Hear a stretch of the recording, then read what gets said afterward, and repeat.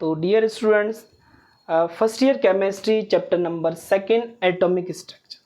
जो last lecture था हमारा उसमें हमने हाइड्रोजन स्पेक्ट्रम को देखा था और आज जो हम लेके आए हैं दैट इज़ अबाउट एक्सरे। तो आज हमने पढ़ना है कि व्हाट इज़ एक्सरे और उसके बाद हम देखेंगे student production of x ray and then conceptually समझेंगे कि एक्सरे किस तरीके से ओरिजिनेट होती और उसके बाद हम देखेंगे एक्सरे के स्पेक्ट्रम और उस एक स्पेक्ट्रम के अंदर जो के स्पेक्ट्रल लाइन आती है, एल स्पेक्ट्रल सीरीज होती है, उसको भी हम डिस्कस करेंगे और एंड ऑफ द लेक्चर हम properties and use of x ray भी देखेंगे। तो मेरा नाम है हरीश कुमार और आप देख रहे हैं PCB2 MDCAT। तो चलें स्टूडेंट्स स्टार्ट करते हैं। तो सबसे पहले स्टार्ट करते हैं एक्सरे की डेफिनेशन से। तो अगर स्टूडेंट्स अगर आपको एक्सरे को डिफाइन करना हो, मैं आपसे पूछूं कि व्हाट इज़ एक्सरे, तो हाउ कैन यू डिफाइन, तो आप कहेंगे कि x ray is a electromagnetic radiation, electromagnetic radiation of very short wavelength. ठीक है, एक्सरे इलेक्ट्रोमैग्नेटिक रेडिएशन है और इसकी वेवलेंथ बहुत ही कम है। जब स्टूडेंट्स वेवलेंथ शॉर्ट है तो एनर्जी और फ्रीक्वेंसी क्या होगी एक्सरेज की, हाई एनर्जी एंड फ्रीक्वेंसी। ठीक है, तो एक्सरे की जो वेवलेंथ होती है वो बहुत ही कम है। कितनी कम है, तो 0.1 से लेकर 20 एंगस्ट्रॉन के बीच में वेवलेंथ आती है। ठीक है, तो एनर्जी और फ्रीक्वेंसी क्या होती है, हाई होती है।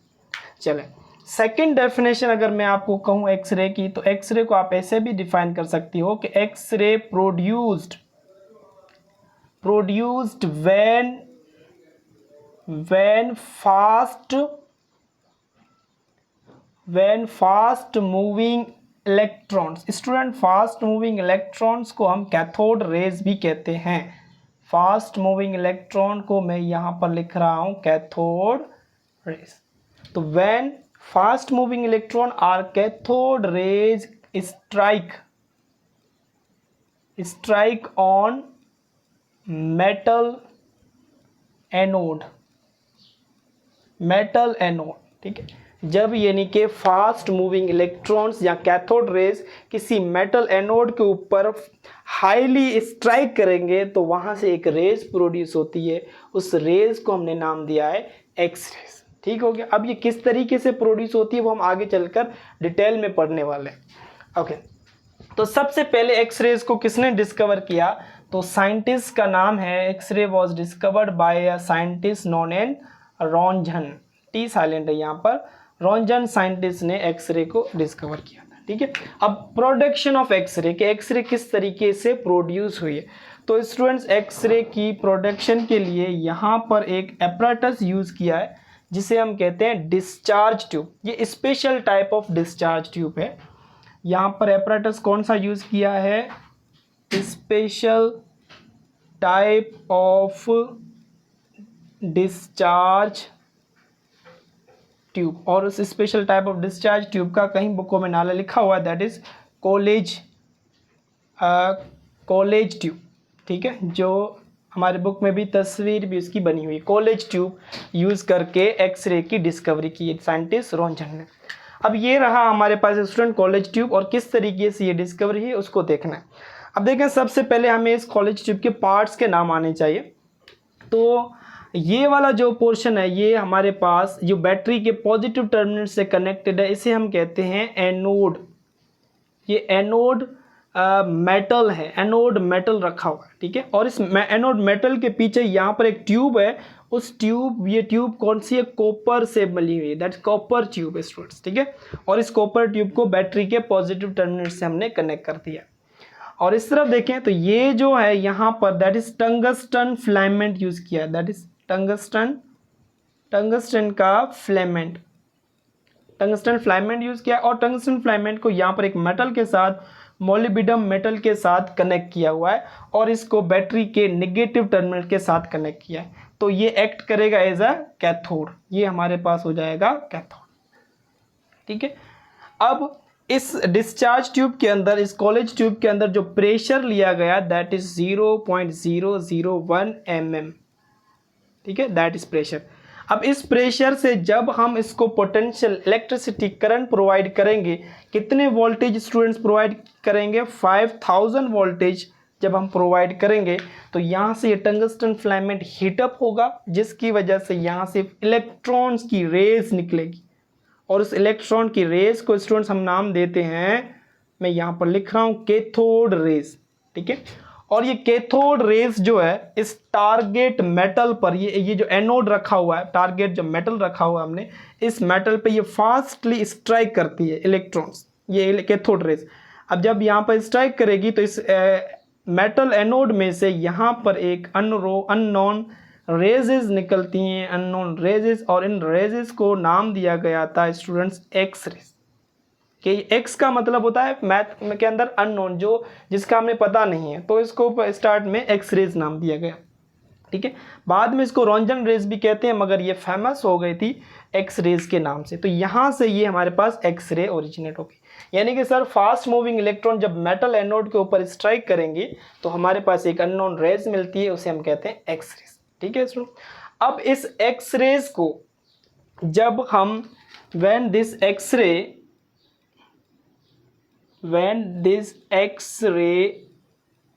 passed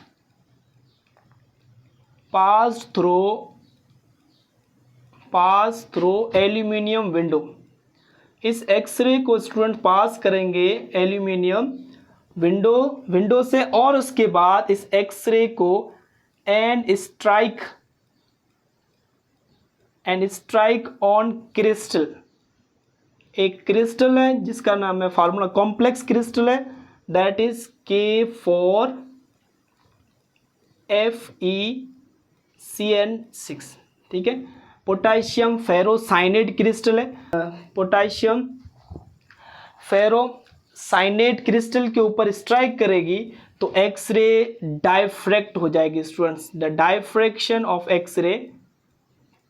तो एक्सरे क्या हो जाएगी, एक्सरे हो जाएगी डायफ्रैक्टेड, डायफ्रैक्शन ऑफ एक्सरे, ठीक है। और एक्सरे डायफ्रैक्शन करके एक स्पेक्ट्रम प्रोड्यूस करेगी स्टूडेंट, उस स्पेक्ट्रम को हम नाम देंगे एक्सरे, उस स्पेक्ट्रम को हम नाम देंगे सॉरी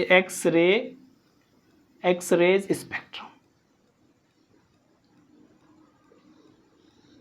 ठीक है। यानी कि जो एक्सरेज है उसको हम एल्यूमिनियम विंडो से पास करेंगे और उसके ऊपर एक कॉम्प्लेक्स क्रिस्टल के ऊपर स्ट्राइक करेंगे, जिससे एक्सरे क्या हो जाएगी, डायफ्रैक्शन होगी एक्सरे की, और इस डायफ्रैक्शन के नतीजे में हमें एक्सरे का एक स्पेक्ट्रम मिलेगा जिसे हम कहेंगे एक्सरेज स्पेक्ट्रम।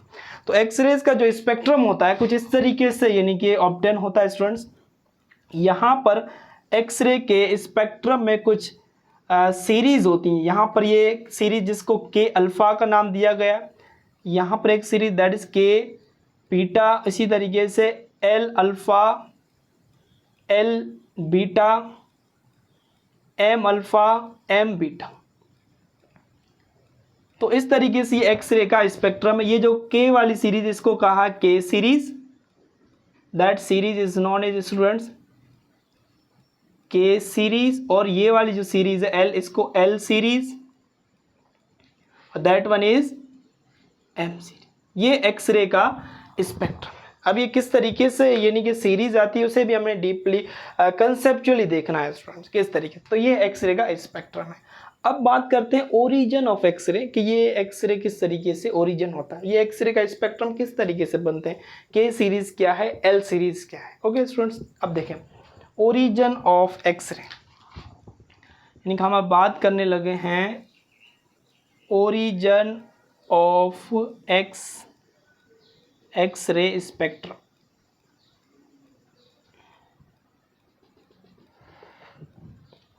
अब देखें हमारे पास कोई सपोज करो यहाँ पे ये टारगेट मेटल है, तो टारगेट मेटल किसी ना किसी एटम से बना हुआ होगा, तो हम यहाँ पर ये टारगेट मेटल्स ले रहे हैं जिसका एटम न्यूक्लियस, ये first shell, second shell students, और ये हमारे पास थर्ड शेल, और ये मैं ले रहा हूँ फोर्थ शेल, ठीक है।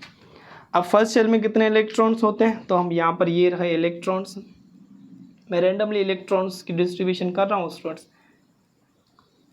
ठीक है, ये हमारे पास है इलेक्ट्रॉन्स 2 to 6 8। ओके, यहाँ पर लिख लें।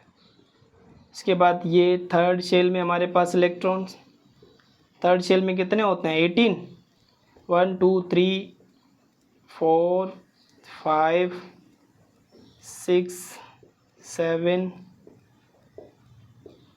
ठीक हो गया, हमारे पास ये हो गया 18। तो यहाँ पर इसको मैं यहाँ पर लिख लेता हूँ। ये हमारे पास यानी कि फर्स्ट शेल को क्या कहेंगे स्टूडेंट, तो फर्स्ट शेल है हमारे पास, इसको हमने न्यूक्लियस तस्वर किया, that is nucleus. First shell है हमारे पास के एल और ये एम, इसके बाद होगा तो एन होगा, ठीक, इस तरीके से। अब ये हमारे पास टारगेट मेटल है, टारगेट मेटल का एटम है। अब यहाँ से टंगस्टन फिलामेंट से यहाँ से जो इलेक्ट्रॉन्स आते हैं ना student, fast moving electron, suppose करो ये रहे फास्ट मूविंग इलेक्ट्रॉन्स की रेज, ठीक है। अब ये फास्ट मूविंग इलेक्ट्रॉन रेज जो है इस मेटल में से जब आती है तो सपोज करो तो ये के में से के को स्ट्राइक करेगी, के फर्स्ट शेल के अंदर जो मौजूद इलेक्ट्रॉन है इसको नॉकआउट कर देगी। तो यहाँ से इस इलेक्ट्रॉन ने, कैथोड रेज ने के में से एक इलेक्ट्रॉन को नॉक आउट कर दिया, बाहर निकाल दिया। तो अब के शेल के अंदर एक होल क्रिएट हो गया, इलेक्ट्रॉन की वैकेंसी क्रिएट होगी। यहाँ पर इलेक्ट्रॉन की के अंदर क्या क्रिएट होगी स्टूडेंट, वैकेंसी क्रिएट होगी। अब इस वैकेंसी को फिल करने के लिए हायर ऑर्बिट से इलेक्ट्रॉन आएगा, ये लोअर ऑर्बिट है कि हायर ऑर्बिट। अब सपोज करो इलेक्ट्रॉन जो है इस के शेल की वैकेंसी को फिल करने के लिए इलेक्ट्रॉन एल में से भी आ सकता है और स्टूडेंट्स इलेक्ट्रॉन एम में से भी आ सकता है, पॉसिबिलिटी है इलेक्ट्रॉन एम में से भी आ सकता है ना, एन में से भी आ सकता है, ये भी पॉसिबिलिटी। मगर मोस्टली जो देखा गया जो मेजर पॉसिबिलिटीज है इलेक्ट्रॉन की तो वो एल में से आ सकता है और एम में से आ सकता है। अगर स्टूडेंट्स इसके शेल की वैकेंसी फिल होती है बाय एल शेल के इलेक्ट्रॉन से, इलेक्ट्रॉन कहाँ से आ रहा है एल से, तो जब इस ऑर्बिट में से इलेक्ट्रॉन इस ऑर्बिट में आएगा तो एक एनर्जी और क्वांटा एमिट होगा। उस क्वांटा को जब प्रिज्म में से पास करेंगे तो यहाँ पर एक स्पेक्ट्रल सीरीज बनेगी स्टूडेंट, और इस स्पेक्ट्रल सीरीज का नाम होगा हमारे पास K alpha series, that is series spectral series known as K alpha. ये कब बनी, जब के अंदर इलेक्ट्रॉन की वैकेंसी को फिल करने के लिए इलेक्ट्रॉन कहाँ से आया, एल शेल में से, ठीक है। और सपोज करो इलेक्ट्रॉन एल में से नहीं एम में से आ रहा है, जब एम में से आएगा तब भी एक क्वांटा एमिट होगा, ठीक है स्टूडेंट्स। तो जब इसको भी स्पेक्ट्रल लाइन में से प्रिज्म में से पास करेंगे तो एक स्पेक्ट्रल लाइन आएगी, और इस वाली स्पेक्ट्रल लाइन को हम नाम देंगे के बीटा, सॉरी के बीटा, सही है स्टूडेंट्स। अब सपोज करो कि यहाँ से ये जो एक्सरे कैथोड रेज आ रही है, सॉरी इलेक्ट्रॉन्स जो आ रहे हैं, अब वो इलेक्ट्रॉन जो है वो इलेक्ट्रॉन को एल वाले इलेक्ट्रॉन को नॉकआउट करते हैं, के इलेक्ट्रॉन को नॉकआउट नहीं करते कि यहाँ से एल में से एक इलेक्ट्रॉन नॉक आउट हो गया, ठीक है। तो अब वैकेंसी कहाँ पर क्रिएट हुई है स्टूडेंट्स, यहाँ पर एल शेल में वैकेंसी क्रिएट हो गई है, ठीक है। तो एल शेल की वैकेंसी को फिल करने के लिए इलेक्ट्रॉन कहाँ से आ सकता है स्टूडेंट, एम से आ सकता है पॉसिबिलिटी, और दूसरा जो हायर ऑर्बिट होगा एन से भी इलेक्ट्रॉन आ सकता है। अगर इलेक्ट्रॉन जो है वो एम से आकर एल की वैकेंसी को फिल करता है तो यहाँ से क्वांटा एमिट होगा, उस क्वांटा को प्रिज्म में से पास करेंगे तो यहाँ पर एक स्पेक्ट्रल लाइन आएगी, उसे कहेंगे एल अल्फा, ठीक है। और अगर एल के अंदर जो इलेक्ट्रॉन की वैकेंसी क्रिएट हुई है उसको फिल करने के लिए एन से इलेक्ट्रॉन आता है तो वहाँ पर एक स्पेक्ट्रल जो सीरीज बनेगी उसे कहेंगे हम एल बीटा, ठीक है। तो दैट इज के सीरीज और दैट इज एल सीरीज। तो इस तरीके से एक्सरे स्पेक्ट्रम के अंदर जो मेजर सीरीज देखी गई है स्पेक्ट्रल लाइन की वो दो हैं, एक को हमने के सीरीज का नाम दिया और दूसरे को हमने एल सीरीज का नाम दिया, ठीक है स्टूडेंट्स। अब के सीरीज और एल सीरीज को भी हम आगे चलकर थोड़ा एक्सप्लेन भी करते हैं, ठीक है। तो अब देखें एक बेसिक प्रिंसिपल आपको मैं बताऊं, तो हमने प्रीवियस एटॉमिक स्ट्रक्चर जो भी लेक्चर दिए उसमें मैं आपको बता के आया हूं कि हमारे पास सपोज करो ये इलेक्ट्रॉन है, इलेक्ट्रॉन के ऊपर नेगेटिव चार्ज होती है और ये न्यूक्लियस और इसके ऊपर कौन सी चार्ज होती है स्टूडेंट? पॉजिटिव। नेगेटिव और पॉजिटिव आपस में क्या क्रिएट करते हैं स्टूडेंट्स? इनके दरमियान, नेगेटिव और पॉजिटिव के दरमियान होती है अट्रैक्शन, और अट्रैक्शन के नतीजे में रिलीज होती है एनर्जी। क्या होती है? एनर्जी जो है वो रिलीज्ड, ठीक है। यानी कि जितनी ज़्यादा अट्रैक्शन होगी नेगेटिव और पॉजिटिव चार्ज के दरमियान, उतनी ज़्यादा एनर्जी रिलीज होगी। इस पॉइंट को याद रखिए। अब देखें, पॉजिटिव चार्ज का मतलब है कि number of proton or nuclear charge, जैसे हम Ze+, यानी कि Ze+ number of nuclear charge हम बढ़ाएंगे तो अट्रैक्शन बढ़ेगी, अट्रैक्शन बढ़ने से एनर्जी रिलीज होगी। दूसरी बात मैं आपको पढ़ा के आया हूँ कि जो लैम्डा है wavelength, that is inversely proportional with energy and new frequency. ये दो बातें आपको पता होनी चाहिए, ठीक है। अब आपसे मेरा सवाल है स्टूडेंट्स कि अगर यहाँ पर ये जो टारगेट मेटल है, टारगेट मेटल, वो हम ऐसा टारगेट मेटल ले रहे हैं जिसका एटॉमिक नंबर ज़्यादा है। एटॉमिक नंबर ज़्यादा का मतलब कि उसकी न्यूक्लियस की जो अट्रैक्शन है, नंबर ऑफ प्रोटॉन्स ज़्यादा है, न्यूक्लियर चार्ज ज़्यादा है। तो न्यूक्लियर चार्ज ज़्यादा होगी तो अट्रैक्शन ज़्यादा क्रिएट होगी, और वो जो एक्सरे बनेगा उसकी एनर्जी क्या होगी? एनर्जी ज़्यादा रिलीज होगी, मतलब वो हाई एनर्जी वाला एक्सरे, हाई एनर्जी वाली एक्सरे रेज होगी, ठीक है। तो इस तरीके से अब देखिए हम डिफरेंट मेटल्स ले रहे हैं और उन मेटल्स की एक्सरे को देखते हैं कि किस मेटल की एक्सरे की एनर्जी ज़्यादा होगी। चलो अब देखें स्टूडेंट्स, हमारे पास Z यानी कि Z को हम कहते हैं स्टूडेंट एटॉमिक नंबर, या फिर हम Z को कहते हैं नंबर ऑफ प्रोटॉन्स। अगर नंबर ऑफ प्रोटॉन्स ज़्यादा होंगे स्टूडेंट तो न्यूक्लियर चार्ज ज़्यादा होगी, और चार्ज ज़्यादा होगी तो अट्रैक्शन ज़्यादा होगी, और अट्रैक्शन ज़्यादा होगी तो एनर्जी ज़्यादा रिलीज होगी, ठीक है। हाई एनर्जी यानी कि नंबर ऑफ प्रोटॉन्स जो है that is directly proportional to energy, and that energy is directly proportional to frequency, and they all are inversely proportional with wavelength, ठीक है। अब देखें हमारे पास एक हमने मेटल लिया है यहाँ पर, टारगेट मेटल एल्यूमिनियम, ठीक है, और इस एल्यूमिनियम का एटॉमिक नंबर है हमारे पास 13, और दूसरा टारगेट मेटल लिया है आयरन जिसका एटॉमिक नंबर 26, और थर्ड हमने टारगेट मेटल लिया है यहाँ पर गोल्ड ले लेते हैं Au जिसका एटॉमिक नंबर है 72 आई थिंक, हाँ 72, ठीक। ये हमारे पास 3 डिफरेंट टारगेट मेटल हैं, सही हो गया। अब स्टूडेंट्स यहाँ से जो एक्सरे जो बनेगी उसकी जो वेवलेंथ होगी, अब देखें एटॉमिक नंबर कम है, एटॉमिक नंबर ऑफ प्रोटॉन्स कम है, जब नंबर ऑफ प्रोटॉन्स कम है तो वेवलेंथ क्या होगी इसकी जो वेवलेंथ होगी वो ज़्यादा होगी, ठीक है।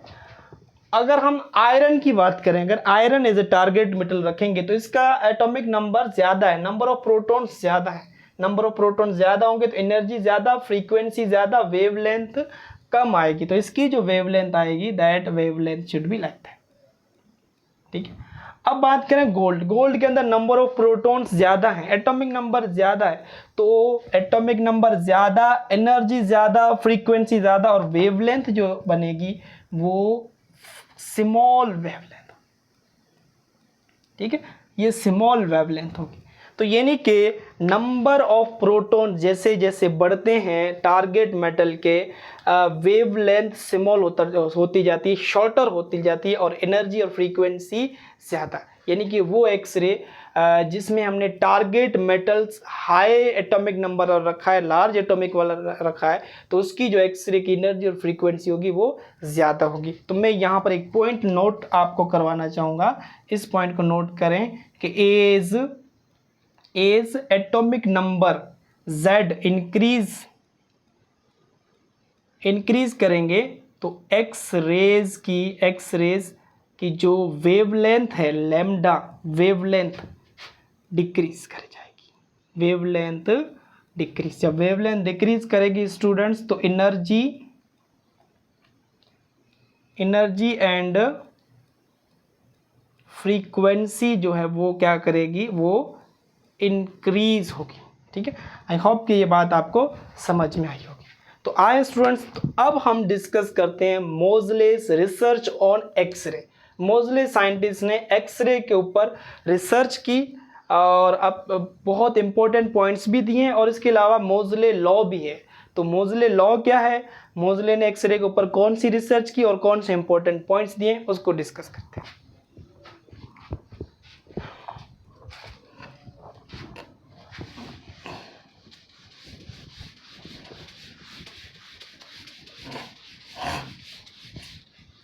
नाम था जी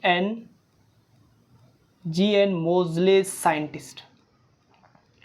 वर्क इन 1930 से 1914 के दरमियान इसने एक्सरे के ऊपर वर्क किया, और इसने एक्सरे की 0.04 से लेकर 8 एंगस्ट्रॉन वेवलेंथ को डिस्कस किया था स्टूडेंट्स। यहाँ इसकी रिसर्च में जो वेवलेंथ थी एक्सरे की वो 0.04 से 8 एंगस्ट्रॉन वाली थी। इसने 38 डिफरेंट टारगेट एलिमेंट्स यूज़ किए थे। कितने एलिमेंट? 38 एलिमेंट्स। कहाँ से? एल्यूमिनियम से लेकर गोल्ड तक 38 element as a target metal use किए थे। और उसके बाद कुछ इम्पोर्टेंट पॉइंट्स दिए। सबसे पहला इम्पोर्टेंट पॉइंट्स जो था, the X-ray spectrum into 2 spectral series. ठीक है, तो साइंटिस्ट मोज़ले ने एक्सरे स्पेक्ट्रम को, जो एक्सरे स्पेक्ट्रम आता है, एक्सरेज स्पेक्ट्रम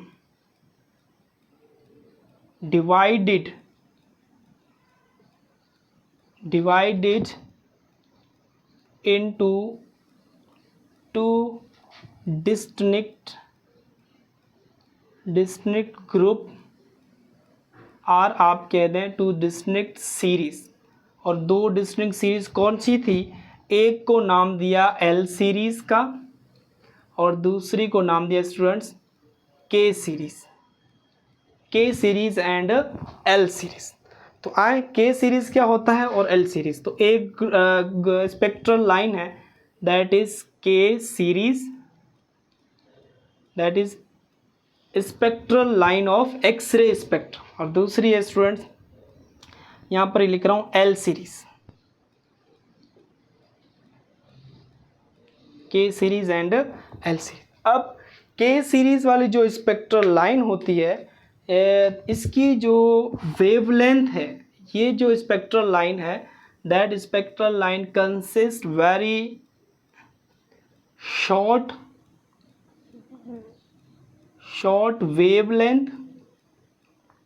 वेवलेंथ शॉर्ट है। जब वेवलेंथ शॉर्ट होगी तो स्टूडेंट इनकी एनर्जी क्या होगी, एक के सीरीज की हाई एनर्जी एंड फ्रीक्वेंसी और एनर्जी ज़्यादा है।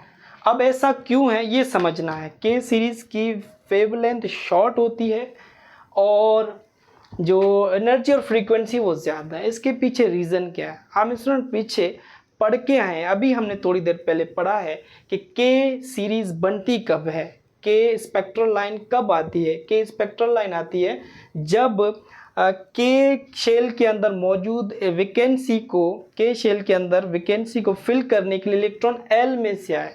यानी कि यहाँ पर जो ट्रांजिशन हो रही है, इनर ट्रांजिशन हो रही है इलेक्ट्रॉन्स की, एक्सरे वैसे बनती है इनर ट्रांजिशन की वजह से, वो किसके दरमियान बन रही है, एल और के के दरमियान। यहाँ पर के सीरीज बनती है जब इलेक्ट्रॉन जो है वो एल से जंप करके कहाँ पर आता है, के वाला जो शेल है दैट इज E1, ठीक है, और एल शेल कौन सा है, E2, सेकेंड है ना, इसको हम N1 कहते हैं और एल को हम N2 कहते हैं। तो यानी कि इलेक्ट्रॉन जो N2 में से N1 में आता है, ठीक है, तो जब एनर्जी रिलीज होती है क्वांटा उसको प्रिज्म से पास करते हैं, फिर जो सीरीज यहाँ पर बनती है उस सीरीज को हमने नाम दिया है के सीरीज का। तो यहाँ पर ये जो के सीरीज की यहाँ पर जो एनर्जी का डिफरेंस है इन दो ऑर्बिट के दरमियान, दो शेल के दरमियान, जिसे हम डेल्टा ई कह रहे हैं, वो डेल्टा ई जो है ना वो ज़्यादा होता है, डेल्टा ई हाई होता है, तभी इसके सीरीज़ की एनर्जी ज़्यादा है। एक तो हम ऐसे कह सकते हैं। दूसरा हम इसी तरीके से डिफाइन कर सकते हैं कि के जो शेल है वो न्यूक्लियस के नज़दीक होता है। ठीक है, के जो शेल है वो न्यूक्लियस के नज़दीक होता है और नज़दीक होने की वजह से अट्रैक्शन ज़्यादा होंगी। और हम पढ़ के आए हैं कि अगर अट्रैक्शन ज़्यादा होगी तो एनर्जी भी क्या होती है, ज़्यादा होती है। ठीक है स्टूडेंट्स, नंबर ऑफ प्रोटॉन यानी कि Z ज़्यादा है तो न्यूक्लियस के अंदर अट्रैक्शन ज़्यादा होगी तो एनर्जी फ्रीक्वेंसी ज़्यादा होगी। तो इस और वेवलेंथ क्या होगी, स्मॉल। तो इसी वजह से के सीरीज़ की एनर्जी ज़्यादा है, फ्रीक्वेंसी ज़्यादा है और वेवलेंथ कम है। दो रीज़न बताएं। एक तो ये जो के सीरीज़ वाली जो स्पेक्ट्रल लाइन बनती है, स्पेक्ट्रल सीरीज़ बनती है, ये जिस ऑर्बिट से बनती है उनका जो एनर्जी का डिफरेंस है वो ज़्यादा होता है। दूसरा, ये जो के सीरीज़ है, जो के शेल है वो न्यूक्लियस के नज़दीक होता है, अट्रैक्शन ज़्यादा होगी और अट्रैक्शन ज़्यादा होने की वजह से ज़्यादा एनर्जी रिलीज़ होगी, ज़्यादा एनर्जी वाला क्वांटा रिलीज़ होगा, जिससे जो स्पेक्ट्रल सीरीज़ बनेगी उसे हम के सीरीज़ का नाम देते हैं। आई होप कि आपको समझ में आ गया होगा कि के सीरीज़ की शॉर्ट वेवलेंथ और हाई एनर्जी और फ्रीक्वेंसी क्यों होती है। अब बात करते हैं एल सीरीज़ की। तो स्टूडेंट्स, एल सीरीज़ कब बनेगी, जब फास्ट मूविंग इलेक्ट्रॉन्स जो हैं, कैथोड रेज जो है, सपोज करो हमारे पास ये फास्ट मूविंग इलेक्ट्रॉन्स हैं जिसे हम कैथोड रेज कह रहे हैं, वो टारगेट मेटल्स को हिट करें। मैं ये पीछे पढ़ा के आया, फिर भी आपको समझा रहा हूँ। ये रखा हमारे पास के शेल, ये एल और ये एम शेल। तो ये फास्ट मूविंग इलेक्ट्रॉन अगर यहाँ से एल के अंदर मौजूद इलेक्ट्रॉन को नॉक आउट कर दे, बाहर निकाल दे, ठीक है, तो अब एल शेल के अंदर यहाँ पर वैकेंसी क्रिएट होगी, इलेक्ट्रॉन की ज़रूरत है यहाँ पर। तो अगर इस इलेक्ट्रॉन को जो फिल करने के लिए जो इलेक्ट्रॉन्स आएंगे वो हायर ऑर्बिट से, एम से इलेक्ट्रॉन आ जाएगा। तो एम से इलेक्ट्रॉन जब हाई ऑर्बिट से लोअर में आएगा तो एनर्जी रिलीज करेगा। वो एनर्जी आप प्रिज्म से पास करेंगे तो स्पेक्ट्रल लाइन बनेगी और स्पेक्ट्रल लाइन को नाम देंगे स्टूडेंट्स हम एल सीरीज। ठीक है, that spectral line known as L series. अब के जो शेल है वो इसकी वैल्यू एन है, फर्स्ट ऑर्बिट, एल जो है ये सेकेंड ऑर्बिट और एम जो है ये थर्ड ऑर्बिट। तो एल सीरीज किसकी वजह से बन रही है, that is due to the inner transition of electron between N3 and N2। यानी कि यहाँ पर इलेक्ट्रॉन जो है वो E3 से किस में आ रहा है स्टूडेंट, E2 में। ठीक है, तो यहाँ से ये एनर्जी में हो रही है, ये प्रिज्म से पास की, ये के सीरीज बन गई। ठीक है, यहाँ पर जो ट्रांजिशन हो रही है that is between the E3 minus E2, that is delta. अब ये जो एनर्जी का डिफरेंस है ना, E2 माइनस E3, ये कम होता है, लो होता है, स्मॉल। ठीक है, as compare to delta E of K series. K series का जो डेल्टा ई है that is equal to E2 minus E1। E2 minus E1 का जो एनर्जी डिफरेंस है वो ज़्यादा होता है, इस वजह से के सीरीज की एनर्जी ज़्यादा होती है। और यहाँ पर E2 minus E3 minus E2 की जो एनर्जी का डिफरेंस होता है ये कम होता है, स्मॉल होता है। इसी वजह से जो के सीरीज़ है, इस के सीरीज़ की जो एनर्जी होगी वो लो एनर्जी वाली रेडिएशन, लो एनर्जी, और जो वेवलेंथ होगी हाई वेवलेंथ, लैम्डा इसका ज़्यादा होता है एल सीरीज़ का। ठीक है, तो ये बातें थी स्टूडेंट्स कि एल सीरीज़ की जो स्पेक्ट्रल लाइन या स्पेक्ट्रल सीरीज़ बनती है उसकी वेवलेंथ ज़्यादा होती है, एल सीरीज़ की वेवलेंथ लैम्डा ज़्यादा होती है और एनर्जी और फ्रीक्वेंसी कम होगी। रीज़न हमने आपको बता दिया, रीज़न यही है कि यहाँ पर जो ट्रांजिशन होती है वो E3 से E2 में होती है और इनका जो एनर्जी का गैप है वो कम है। जब एनर्जी का गैप कम है तो कम एनर्जी वाला क्वांटा रिलीज होगा, तो उसकी एनर्जी कम होगी। या दूसरा आप ऐसे भी कह सकते हैं कि ये जो एल शेल है वो न्यूक्लियस से थोड़ा दूर है तो अट्रैक्शन कम होगी। जब अट्रैक्शन कम होती है तो एनर्जी भी कम रिलीज होगी। ठीक हो गया स्टूडेंट्स, तो ये था हमारे पास एल सीरीज के बारे में, ये फर्स्ट पॉइंट दिया था मोज़ले ने। सेकंड पॉइंट सुनिएगा,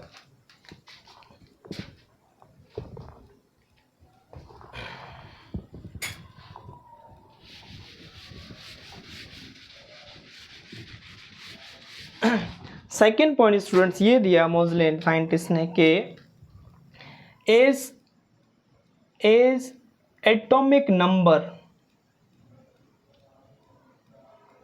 नंबर यानी कि नंबर ऑफ प्रोटॉन, फिर नंबर ऑफ प्रोटॉन्स को आगे चल के एटॉमिक नंबर का नाम ही देते। मोजले ने डिस्कवर किया था कि number of proton is called atomic number. As atomic number or number of protons जो हैं हम इंक्रीज करते हैं, इंक्रीज ऑफ टारगेट मेटल के एटॉमिक नंबर अगर हम इंक्रीज करेंगे तो जो एक्सरे विल प्रोड्यूस होगी, तो shorter wavelength of x ray will produce, यानी कि जो एक्सरे प्रोड्यूस होगी उस एक्सरेज की जो वेवलेंथ होगी वो शॉर्टेस्ट होगी, shortest wavelength of x ray will produce as atomic number increase. यानी कि जब हम एटॉमिक नंबर इंक्रीज करते गए टारगेट मेटल के, जो एक्सरेज आएगी उसकी वेवलेंथ कम होगी, जब वेवलेंथ कम होगी तो एनर्जी और फ्रीक्वेंसी ज़्यादा होगी। तो स्टूडेंट आप बताएं कि के सीरीज के लिए टारगेट मेटल का एटॉमिक नंबर कम होगा कि ज़्यादा होगा? के सीरीज के लिए टारगेट मेटल्स का के सीरीज के लिए टारगेट मेटल्स का जो एटॉमिक नंबर है वो Z, वो ज़्यादा होना चाहिए या फिर वो कम होना चाहिए? तो हम पढ़ के आए कि सर के सीरीज़ की वेवलेंथ कम है, और कम वेवलेंथ जो आती है वो जिसका एटॉमिक नंबर ज़्यादा हो। ठीक है स्टूडेंट्स, और वेवलेंथ कम होगी, शॉर्टर वेवलेंथ होगी, तो एनर्जी और फ्रीक्वेंसी भी ज़्यादा होगी। तो इसीलिए के सीरीज़ की एनर्जी और फ्रीक्वेंसी दोनों ज़्यादा है और शॉर्टर वेवलेंथ है as compare to L series. ठीक हो गया, ये सेकेंड पॉइंट था। अब थर्ड पॉइंट सुनिए student, very most important third point. तो थर्ड पॉइंट में साइंटिस्ट ने एक ग्राफ प्लॉट किया है student, that graph is between the atomic number, x axis पे एटॉमिक नंबर है और वाई एक्सिस पे स्क्वायर रूट ऑफ फ्रीक्वेंसी रखी है। ठीक है, तो यहाँ पर atomic number 5, that is atomic number 10 वाला एलिमेंट, दैट इज 15 वाला, यहाँ पर 20 और 25, इसी तरीके से 30 और ये 35, और इस तरफ यहाँ पर 10 स्क्वायर रूट ऑफ फ्रीक्वेंसी, यहाँ पर 12, 14, 16, 18। ठीक, तो यहाँ पर साइंटिस्ट ने जो ग्राफ प्लॉट किया है तो इसने देखा कि जैसे जैसे एटॉमिक नंबर यहाँ पर 10 लेके आए तो स्क्वायर ऑफ फ्रीक्वेंसी भी इंक्रीज हो रही है एक्सरे की। अगर एटॉमिक नंबर को 15 पे रखा, एटॉमिक नंबर इंक्रीज करके 15, फिर भी स्क्वायर ऑफ फ्रीक्वेंसी क्या हो गई 16। यानी कि यहाँ से जो ग्राफ मिला that is straight line. Straight line का मतलब कि स्क्वायर ऑफ फ्रीक्वेंसी जो है, that square of frequency directly proportional to atomic number. ठीक है, यानी कि एटॉमिक नंबर टारगेट मेटल का इंक्रीज करेंगे तो एक्स रेज की जो फ्रीक्वेंसी है वो स्क्वायर रूट टाइम इंक्रीज होगी। Square root of frequency of x ray is directly proportional to atomic number. ठीक है, तो यहाँ से साइन ऑफ प्रोपोर्शनलिटी रिमूव करते हैं तो यहाँ पर एक कांस्टेंट आता है दैट इज ए, और इसको हम इस तरीके से लिखते हैं a constant z minus b. अब यहाँ पर a क्या है, a is a proportionality constant है, प्रोपोर्शनलिटी कांस्टेंट, और b क्या है, b is a screening constant, screening constants. और ये a और b both are the characteristics of target metal. ये टारगेट मेटल्स की कैरेक्टरिस्टिक्स है, वो टारगेट मेटल पे डिपेंड्स करते हैं। ठीक है students, so that is third point. अब बात करते हैं मोजलेज लॉ कि मोजले ने कौन सा लॉ पेश किया है। ठीक है students,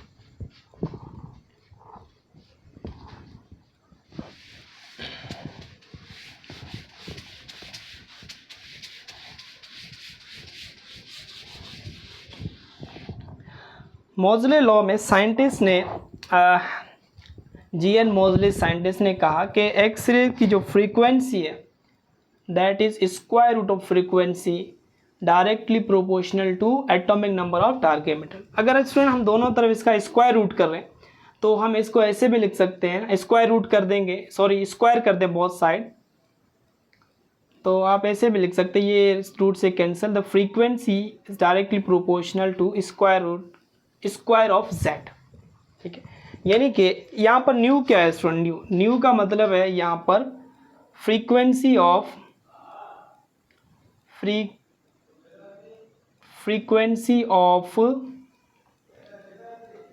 x-ray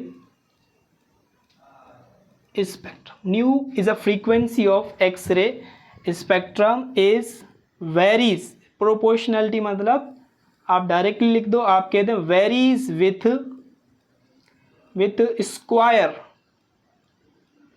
square of atomic number. ठीक है, तो यही मोजले का लॉ, साइंटिस्ट ने क्या कि फ्रीक्वेंसी जो है एक्सरे स्पेक्ट्रम की that is directly proportional to square of atomic number. ठीक है, that frequency is directly proportional to square of atomic number of target metal. या फिर स्टूडेंट अगर आप रेडिकल बोथ साइड कर दें तो यहाँ पर ये हमारे पास कुछ इस तरीके से हो जाए. ठीक है, रेडिकल करेंगे तो स्क्वायर रेडिकल से कैंसिल हो जाएगा. यहाँ से ये साइन ऑफ प्रोपोर्शनलिटी रिमूव करेंगे तो हमारे पास ए आता है और यहाँ पर जेड माइनस बी. ए क्या है, प्रोपोर्शनलिटी कांस्टेंट, और बी क्या है स्टूडेंट, यहाँ पर लिखा है स्क्रीनिंग कांस्टेंट. और ये ए और बी दोनों मेटल के कैरेक्टर्स हैं. This is known as Moseley's law. ठीक है, मोजले ने ये कहा कि जो फ्रीक्वेंसी होती है एक्सरे स्पेक्ट्रम की that depends upon the square of atomic number of that target metal. Target metal के स्क्वायर ऑफ एटॉमिक नंबर पे डिपेंड करती है, यानी कि नंबर ऑफ प्रोटॉन्स पे. ठीक हो गया student, that is all about the x rays. और अब हम पढ़ रहे हैं properties and use of x rays. अब एक्सरेज की प्रॉपर्टी में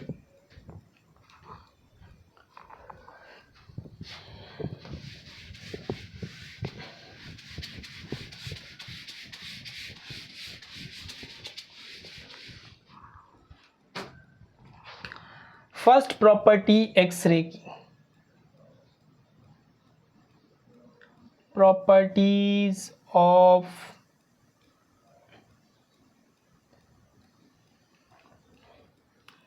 पहली प्रॉपर्टी एक्सरेज की कि x ray is a electromagnetic radiation.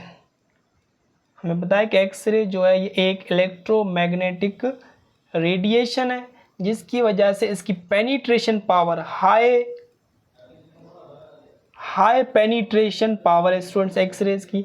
और इसके अलावा x ray travel with speed of light की स्पीड से ट्रैवल करती है, that is 3 × 10⁸ metre per second. ठीक है, और ये एक्सरे जो है इलेक्ट्रोमैग्नेटिक स्पेक्ट्रम में कौन से रीजन में आती है, तो स्टूडेंट्स एक्सरे आती है हमारे पास यूवी, और यहाँ पर होती है एक्सरे, और यहाँ पर गामा रे. तो एक्सरे का जो स्पेक्ट्रम है या एक्सरे का जो रीजन है that is between the gamma rays and UV raise. ठीक है, तो इलेक्ट्रोमैग्नेटिक स्पेक्ट्रम में इसकी पोजीशन भी और रीजन भी पता होना चाहिए आपको कि एक्सरेज कौन सी रीजन में आती है. तो x rays is between the gamma rays and UV rays. तो यूवी रेज से भी ज़्यादा एनर्जी होती है एक्सरेज की, मगर गामा रेज से कम.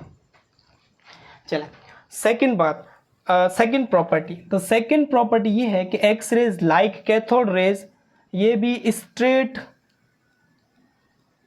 स्ट्रेट लाइन में स्टूडेंट्स ट्रैवल करती है एक्स रेज. थर्ड प्रॉपर्टी ये है कि एक्स रे इफेक्ट दी